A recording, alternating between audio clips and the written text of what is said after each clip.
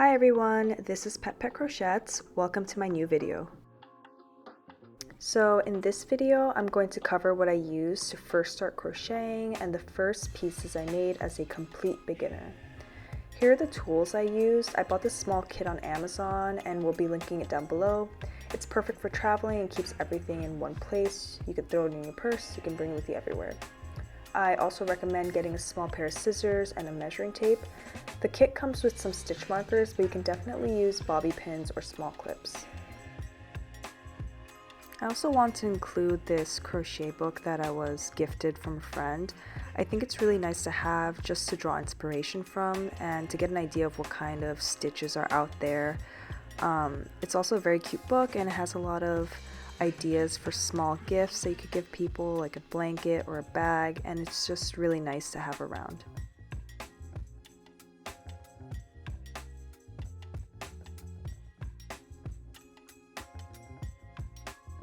This is my yarn box. As you can see, it's where I keep all of my yarn.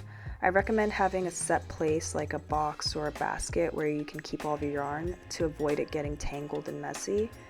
In the future, I do plan on maybe getting some sort of shelving unit to keep things a little bit more organized. This is my blocking station, and that is my dog. Her name is Naru. We also call her Peanut or Weenut. She knows she's not supposed to be on there.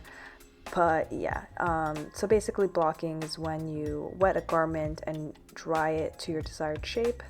My blocking station is just a whiteboard with an old towel on top.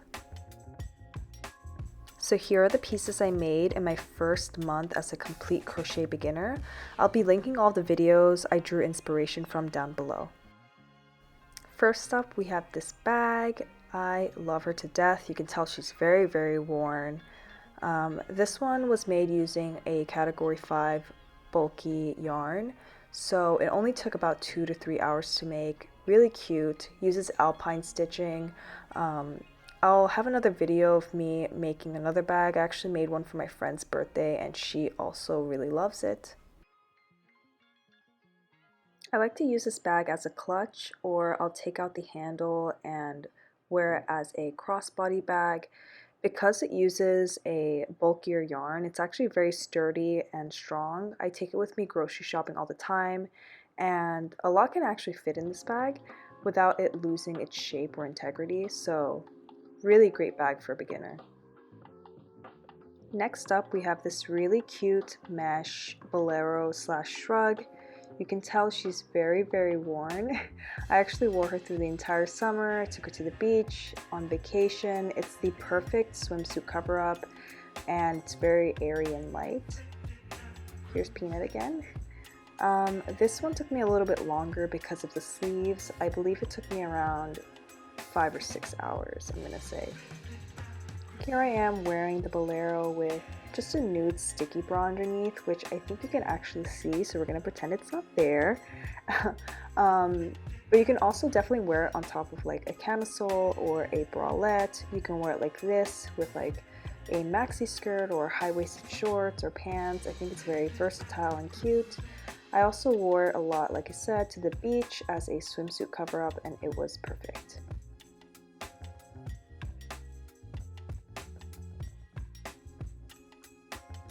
Next up, we have this ruffle hem peplum top. It has a lace-up detail on the back, as you will see soon. This one was made using a category 4 weight yarn, acrylic yarn. So it was actually fairly easy to make. I believe it took me like 3 to 4 hours. It was just the lace-up detail on the back that took me a little while to get a hang of. As you can see, it's definitely not perfect, but she served her purpose. I wore her a lot through the winter actually. I think this top is a little bit too warm because of the yarn, but it's definitely a nice autumn or spring top when it's cooler out. And I wore it with a cardigan or just under like a light coat. So this is what the top looks like on. It's very cute. I love the ruffle details on the bottom. I think it really accentuates the waist and it's very flattering yet simple at the same time. Also, I love the cream color. I think it matches with everything. Here I am trying it on with different pants. Like I said, it's definitely a warmer top. I wouldn't recommend wearing it in the summertime. I tried, but I was sweating right through it. I do plan on maybe making the top again in a lighter yarn, maybe like a bamboo yarn or a DK weight 3 yarn, so it's a little bit more breathable. But for the cooler months, like in the autumn or spring, I think it's perfect. I tried pairing it with that bolero from earlier. Not sure how I feel about it, but it's cute.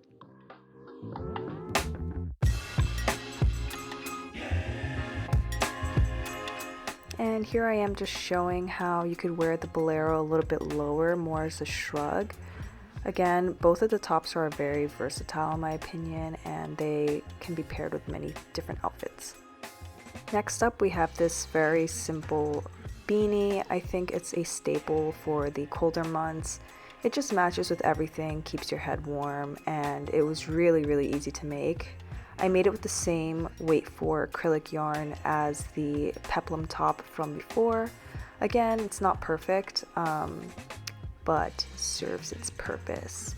I will make another video on how to make this beanie. It took me about an hour.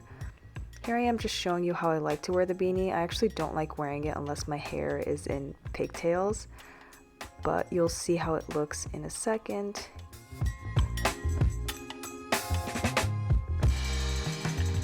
Again, just a really simple and cute beanie. Originally, I wanted to add like little bear ears or like long little rabbit ears, but I ended up keeping it simple just so I could wear it with a bunch of different like outfit choices. But maybe in the future I'll put like little bear ears. I think it would be really cute, or little pom-poms. Here's what it looks like on with a winter coat. I think making a beanie is one of the easiest and best first projects for any beginner crocheter.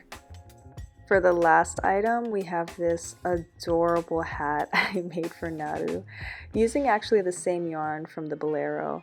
She hates it, but doesn't she look so cute?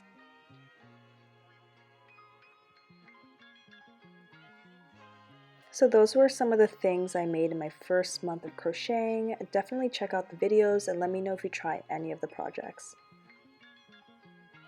For this last bit, I just want to show you guys some of the projects that didn't go so well. This is the first sweater I ever made. It has holes. She's kind of wonky, has like a boxy shape. I don't really like it, and the skirt's just a disaster. I didn't even try it on. It's just a mess in the back. You can't even see it. But I'm thinking of maybe pulling it apart and using it for a different project. This is what it looks like on. Maybe I'm being too overcritical, but up close you can definitely see a lot of the imperfections. But we'll see. It'll be fun to see what I can do with the yarn. It is a very beautiful yarn.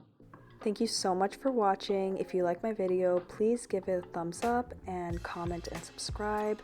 I have a lot more videos coming of recent projects and some tutorials, so please stay tuned. Bye everyone!